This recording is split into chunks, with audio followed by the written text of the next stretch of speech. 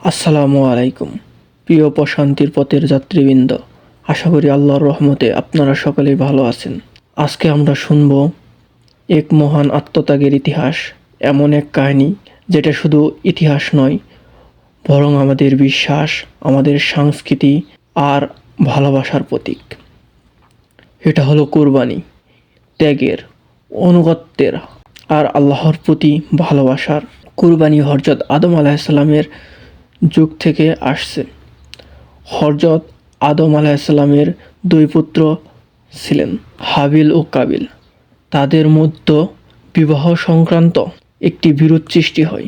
হযরত আদম আলাইহিসসালাম তাদের বলেন, তোমরা আল্লাহর উদ্দেশ্যে কুরবানি করো, যার কুরবানি কবুল হবে সেই সঠিক পথে থাকবে। হাবিল, যিনি পশুপালক ছিলেন, আল্লাহর উদ্দেশ্যে একটি সুস্থ ও সুন্দর ভেড়া কুরবানি করেন। কাবিল, যিনি কৃষক ছিলেন, কিছু নিম্নমানের শস্য কুরবানি করেন। আল্লাহ হাবিলের কুরবানি কবুল করেন, কিন্তু কাবিলের কুরবানি কবুল করেন না। এতে কাবিল হিংসায় অন্ধ হয়ে যায় এবং হাবিলকে হত্যার সিদ্ধান্ত নেয়। হাবিল বলেন, আল্লাহ কেবল মুত্তাকিদের কুরবানি কবুল করেন। তুমি যদি আমাকে হত্যা করতে চাও তাহলে হত্যা করো, আমি তোমাকে হত্যা করব না। আমি আল্লাহকে ভয় করি। কাবিল হাবিলকে হত্যা করে, যা ছিল মানব ইতিহাসের প্রথম হত্যা। এরপর কাবিল একটি কাককে দেখে, যা একটি মৃত কাককে মাটি চাপা দিচ্ছে। এটি দেখে কাবিল অনুতপ্ত হয় এবং হাবিলের মৃতদেহ দাফন করে। অনেক অনেক বছর আগের কথা। তখন পৃথিবী এত সাজানো ছিলেন না, কিন্তু একজন মানুষ ছিলেন যিনি আল্লাহর নবী। তিনি হলেন হযরত ইব্রাহিম আলাইহিসসালাম। হযরত ইব্রাহিম আলাইহিসসালাম ছিলেন আল্লাহর একনিষ্ঠ বান্দা। তার জীবনের প্রতিটি মুহূর্ত ছিল পরীক্ষা ও ত্যাগে ভরা। তিনি ছিলেন সন্তানহীন বহু বছর। অবশেষে বৃদ্ধ বয়সে আল্লাহ তাকে একটি পুত্র সন্তান দান করেন। পুত্রের নাম রাখেন হযরত ইসমাইল আলাইহিসসালাম। হযরত ইসমাইল আলাইহিসসালাম ছিলেন অত্যন্ত ভদ্র ও ধার্মিক, ইব্রাহিম আলাইহিসসালামের চোখের মণি। এক রাতে ইব্রাহিম আলাইহিসসালাম স্বপ্ন দেখলেন, তিনি তার প্রিয় সন্তান ইসমাইল আলাইহিসসালামকে কুরবানি করছেন। এই স্বপ্ন সাধারণ কোনো স্বপ্ন ছিল না, বরং আল্লাহর পক্ষ থেকে একটি নির্দেশ।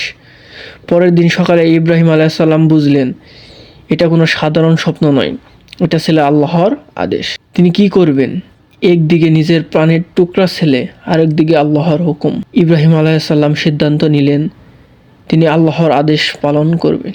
আর তার এই সিদ্ধান্ত জানালেন তার প্রিয় পুত্রকে। আব্বাজান, আপনি যা আদেশ পেয়েছেন তাই করেন। হযরত ইসমাইল আলাইহিসসালাম বললেন, আব্বাজান, আপনি যা আদেশ পেয়েছেন তাই করুন। ইনশাআল্লাহ আপনি আমাকে ধৈর্যশীল পাবেন। এই যে এমন আনুগত্য! এক ছেলে নিজে জানে সে কুরবানি হতে যাচ্ছে, তবু কোনো অভিযোগ নেই। এটাই ত্যাগ, এটাই ঈমান। ইব্রাহিম আলাইহিসসালাম ছেলেকে নিয়ে গেলেন নির্জন স্থানে। চোখে পানি ছিল, মনে ছিল ধৈর্য।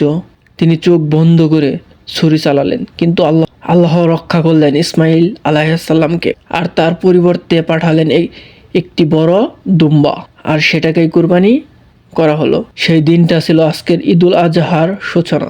প্রতি বছর আমরা মুসলমানরা আল্লাহর এই আদেশ ও ইব্রাহিম আলাইহিসসালামের আনুগত্য স্মরণ করে পশু কুরবানি করি। কিন্তু মনে রাখতে হবে, এটা শুধু পশু জবাই নয়, এটা আমাদের ভেতরের পশুতত্ত্ব, লোভ, হিংসা, সেগুলোকে ত্যাগ করা শেখায়। আল্লাহ কুরবানির মাংস বা রক্ত চান না, তিনি চান আমাদের তাকওয়া, আমাদের আত্মত্যাগ, মনের ভিতরে অহংকার, হিংসা, কৃপণতা, এইসবকে জবাই করি। আসুন কুরবানির আসল শিক্ষা বুঝি এবং অনুসরণ করি। আল্লাহ আমাদের সবাইকে এই আত্মত্যাগের প্রকৃত মানে বুঝে আমল করার তৌফিক দিন।